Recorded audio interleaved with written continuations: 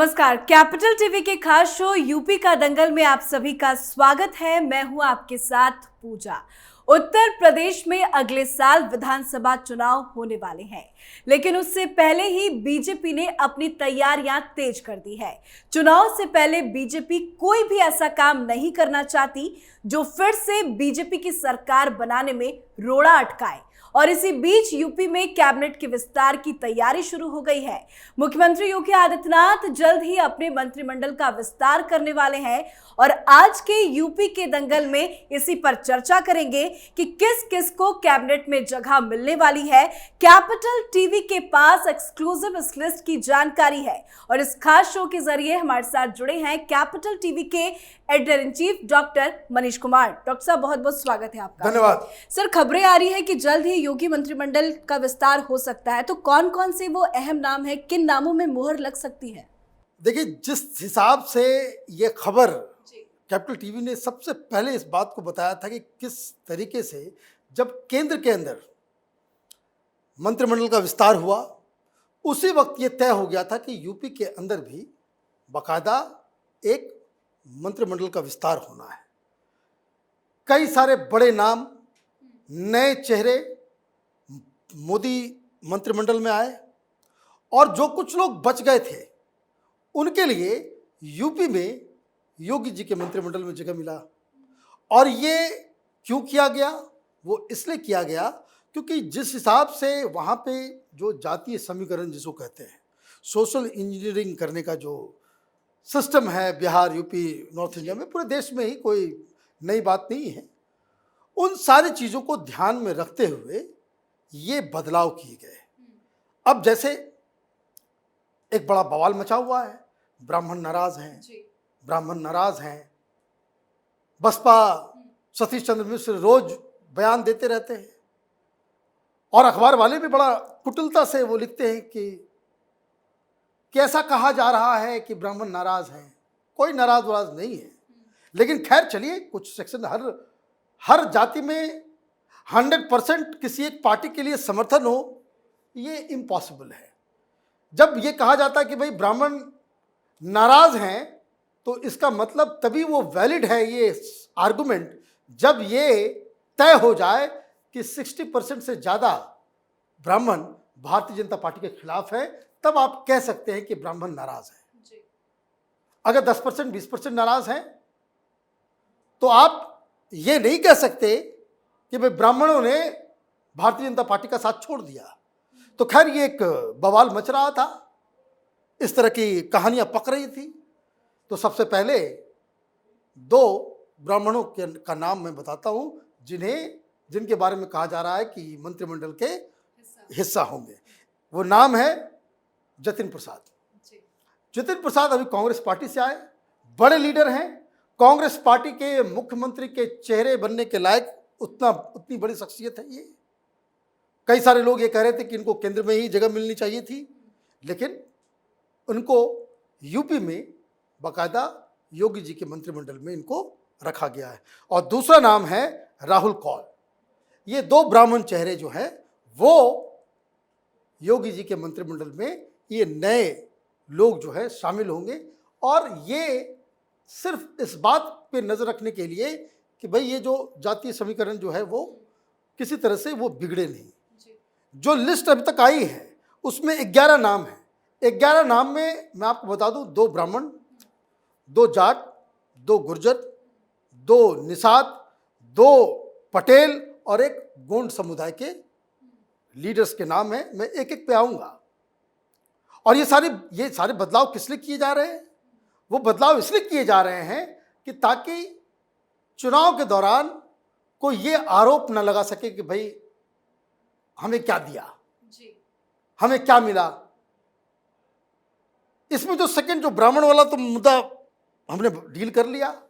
दूसरा जो बड़ा मुद्दा था वो बड़ा मुद्दा है वेस्टर्न यूपी को लेकर के, कि जहां किसान आंदोलन हो रहे हैं और जिस तरीके से आप देखिए 26 जनवरी के दिन किसान आंदोलन के नाम पे इन लोगों ने महापाप किया, लाल किले के प्राचीर को अपवित्र किया, तिरंगे का अपमान किया और उसके बाद आकर के राकेश टिकैत बैठ के वो ड्रामा उसने शुरू कर दिया और बिल्कुल ही किसान आंदोलन के एक जातीय आंदोलन में कन्वर्ट हो गया, वो अचानक से वो जाट अस्मिता की बात आ गई।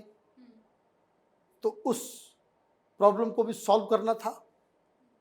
तो दो जाट समुदाय से दो लीडर, मंजू सिवाज और सहेंद्र रमाला, ये दो जाट लीडर्स हैं जिनको मंत्रिमंडल में जगह दी गई है। इसी तरीके से वेस्टर्न यूपी में गुर्जर समाज के भी लोग हैं। गुर्जर समुदाय के दो सोमेंद्र गुर्जर और तेजपाल नागर, ये दो गुर्जर लीडर को भी इसमें जगह दी गई है।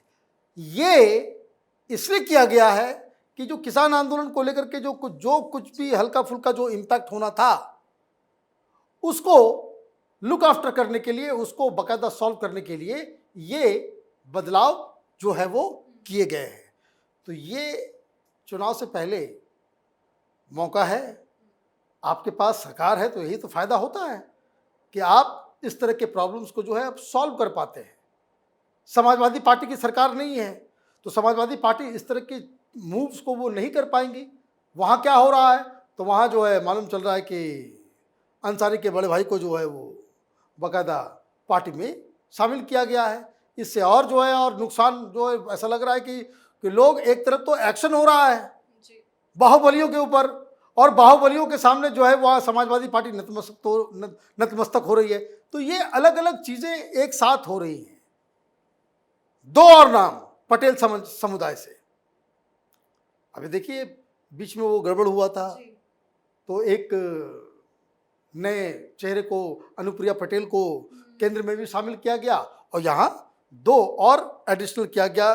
तो पटेल समाज से MP सेंथवार और आशीष पटेल, ये दो नाम।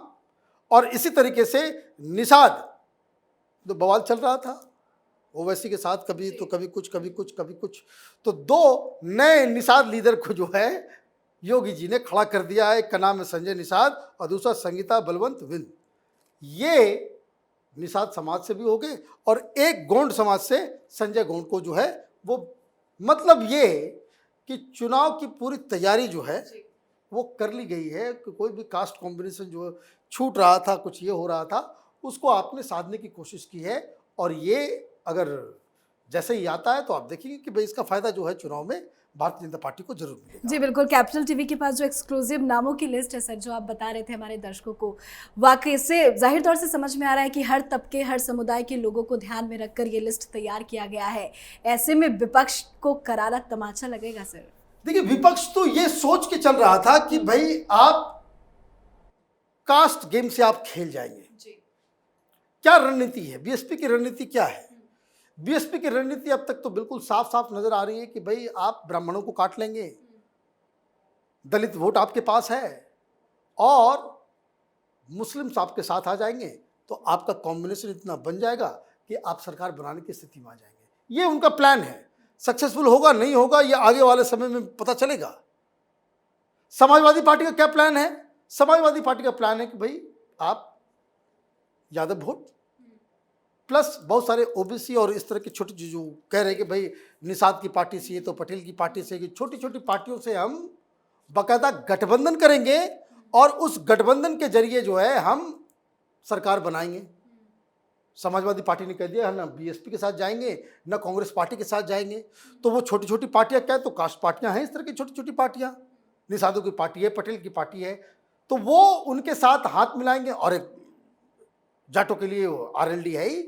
तो इन पार्टियों के साथ मिलकर के समाजवादी पार्टी का ये प्लान है कि भाई आप एक गठबंधन तैयार करेंगे और उस गठबंधन के साथ मुस्लिम वोट आपके पास आ जाएगा। तो मोटा मोटी ओबीसी का एक चंक, बड़ा चंक जो है आप अपने साथ लेंगे, यादव का वोट होगा और मुसलमानों का वोट से हम फिर वो जीत के कगार पे पहुंच जाएंगे और भारतीय जनता पार्टी को आप हरा देंगे। अब ये जो दो अलग अलग मॉडल है उसमें सबसे बड़ी दिक्कत क्या है कि दोनों ही बिना मुस्लिम वोट के कहीं नहीं रहेगी। अगर बीएसपी को मुस्लिम वोट नहीं मिलता है तो बीएसपी 30 सीट क्रॉस नहीं कर सकेगी। ये जमीनी हकीकत है आज की तारीख में।